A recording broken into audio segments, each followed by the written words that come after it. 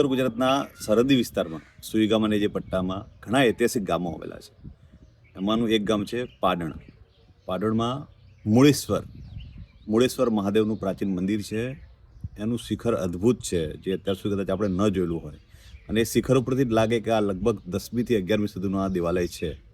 અને એના પરથી એ પણ સાબિત થાય છે કે આ આખો વિસ્તાર જે તે સમયે ઘણો જ સમૃદ્ધ હતો. તળાવ ને બીજા બધા ઘણા બધા બાંધકામો અહીંયા જોવા મળે છે. જૂની જૂની વાવો, દરેક તળાવની અંદર કૂવાઓ, એ બધા ઘણા બધા અવશેષો મળે છે. તો આવો તો અનેક વારસો આ વિસ્તારમાં ધરબાયેલો છે. એને ઘણા સંશોધનની આવશ્યકતા છે. જય હિન્દ.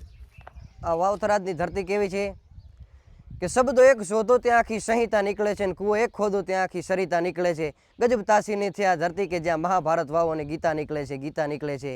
છતમાં કદી છલકે નહીં અછતમાં નો ઓશિયાળ, વખત પ્રમાણે વર્તે જેનું વતન વાવથરાદ.